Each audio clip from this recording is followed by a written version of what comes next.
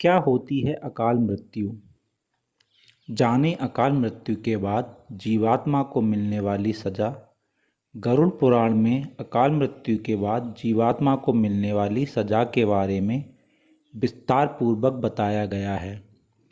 जानते हैं गरुड़ पुराण में अकाल मृत्यु को किस श्रेणी में रखा गया है।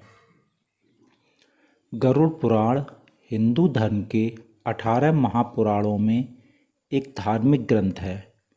इसे वैष्णव संप्रदाय से संबंधित महापुराण भी कहा गया है। इस ग्रंथ को मृत्यु के बाद सद्गति प्रदान करने वाला माना जाता है। गरुड़ पुराण ग्रंथ में भगवान विष्णु और पक्षीराज गरुड़ के बीच हुई बातचीत में जीवन मृत्यु, स्वर्ग नरक और मृत्यु के बाद आत्मा के बारे में विस्तार पूर्वक बताया गया है। गरुड़ पुराण में बताया गया है कि मृत्यु काल यानी जब मृत्यु का समय निकट आता है तब जीवात्मा से प्राण और देह का वियोग होता है। इसमें बताया गया है कि हर एक मनुष्य के जन्म और मृत्यु का समय निश्चित होता है, जिसे पूरा करने के बाद वह मोक्ष को प्राप्त करता है।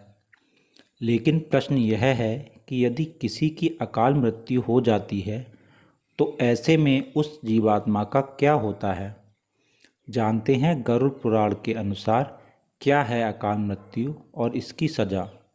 मृत्यु और अकाल मृत्यु में अंतर। गरुड़ पुराण के अनुसार किसी व्यक्ति के जीवन के 7 चक्र निश्चित होते हैं। इस चक्र को पूरा कर जिस व्यक्ति की मृत्यु होती है वह मोक्ष को प्राप्त करता है, और जो इस चक्र को पूरा नहीं करता है वह अकाल मृत्यु को प्राप्त होता है।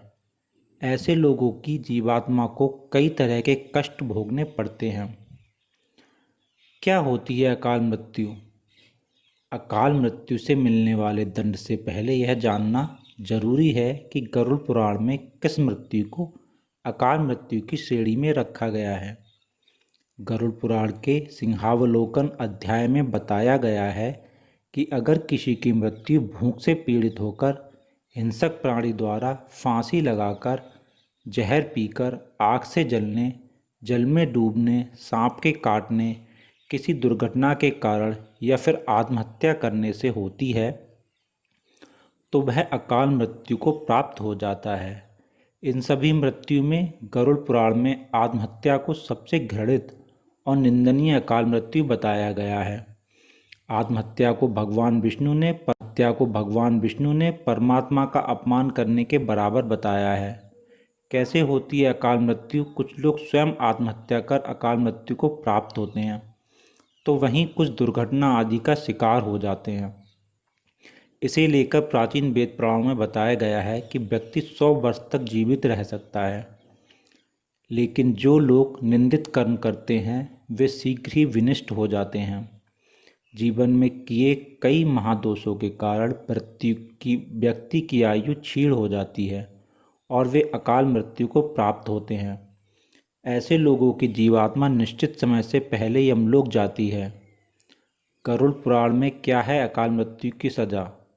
ऐसे लोग जिनकी मृत्यु प्राकृतिक रूप से होती है, उनकी आत्मा 3, 10, 13 या 40 दिनों के भीतर दूसरा शरीर धारण कर लेती है।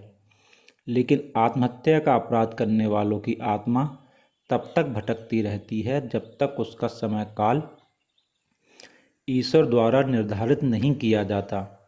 ऐसी जीवात्मा को ना ही स्वर्ग मिलता है और ना ही नरक। उनकी आत्मा लोक परलोक के बीच भटकती रहती है। पुराणों के अनुसार जब भी कोई मनुष्य मरता है या आत्मा शरीर को त्याग कर यात्रा प्रारंभ करती है तो इस दौरान उसे 3 प्रकार के मार्ग मिलते हैं। उस आत्मा को किस मार्ग पर चलाया जाएगा यह केवल उसके कर्मों पर निर्भर करता है।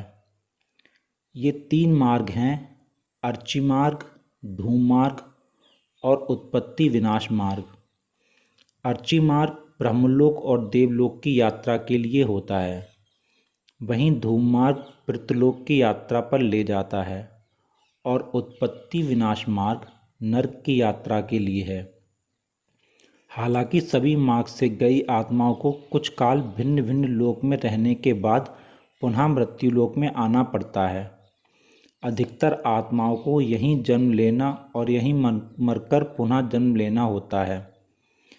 गीता के उपदेशों में भगवान श्री कृष्ण कहते हैं कि आत्मा अमर है, उसका अंत नहीं होता, वह सिर्फ शरीर रूपी वस्त्र बदलती है।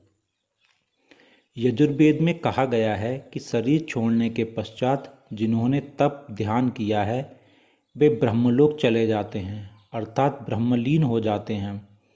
कुछ सत्कर्म करने वाले भक्तजन स्वर्ग चले जाते हैं, स्वर्ग अर्थात वे देव बन जाते हैं। राक्षसी कर्म करने वाले कुछ प्रेत योनि में अनंत काल तक भटकते रहते हैं और कुछ पुनः धरती पर जन्म ले लेते हैं। जन्म लेने वालों में भी जरूरी नहीं है कि वे मनुष्य योनि में ही जन्म लें। इससे पूर्व ये सभी पितृलोक में रहते हैं, वहीं उनका न्याय होता है।